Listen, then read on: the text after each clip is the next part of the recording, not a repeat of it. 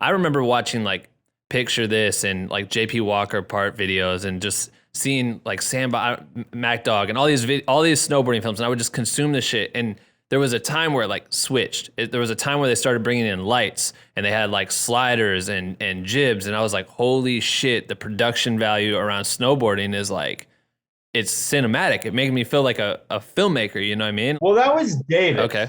Davis is Mr. Jib Crane, Dolly, crazy man. And I remember the first shoot we were on, he had a 5D on a Dolly, and he shot things totally different than I'd seen any other snowboard filmer do it. And I was always like, I just want to shoot like Davis. Over the years, it was like, I think I was 17 and my buddy Brandon and I were like, all right, like, you know, we've made a couple videos. Davis at the time, and he got offered a job at GoPro.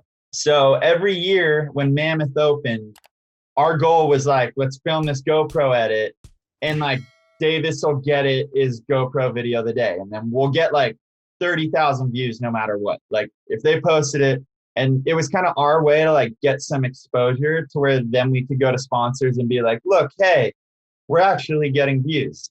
And I think that was when we were 16, 17, but going into like my senior year of high school and like freshman year of college, like those winters, like Brandon and I came up with the idea to do like Mammoth Mayhem. So it was a web series every 2 weeks that we filmed on GoPro. And I remember I was like, we'd always been filming on just the pole, right? And we were getting pretty good at like keeping it steady. And I remember straight up, I was in vampire literature class at Boulder. Wait, like the most, like just one of those stupid electives that you gotta take. And I'm like on my phone and I was like thinking about like how we were going to shoot that season. And I was like, and Davis, the previous spring, had brought this super sketchy homemade gimbal on, remember like a scorpion mount that you like film fisheye on?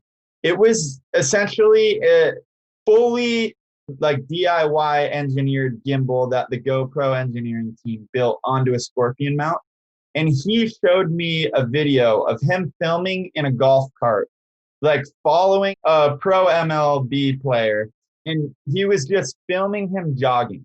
And I was like, dude, that looks like Hollywood. Like that literally, and this was on a Hero 3. Crazy. I was like, that looks like Hollywood. Like I need to figure out that for snowboarding. And if I can figure out that for snowboarding, I think we're going to be on to some shit. And I remember I looked up online, I was like gimbal, like GoPro gimbal. And first thing that pops up, Theutech.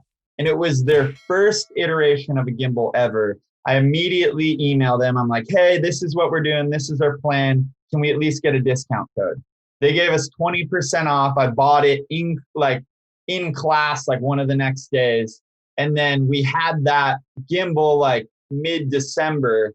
And I remember the first video we ever made with it was like our best video to date. Like I remember from run one, I was like, dude, this makes turning look cool. We could do nothing and it looks cool. And I don't know. And then we did the Mammoth Mayhem series. We filmed like probably 11 videos that season every 2 weeks. Like this was before vlogs. There were no vlogs.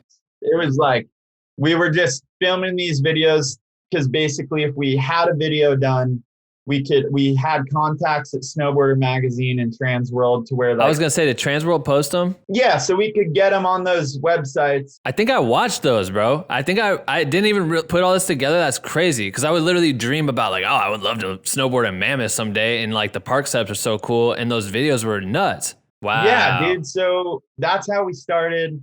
And then like we started getting a little bit of attention, you know, like because we did have views. And then I think it was the following year, we started the company that is still my company now called the Mayhem Projects. And our idea was to kind of like up that level of like producing consistent videos all the time.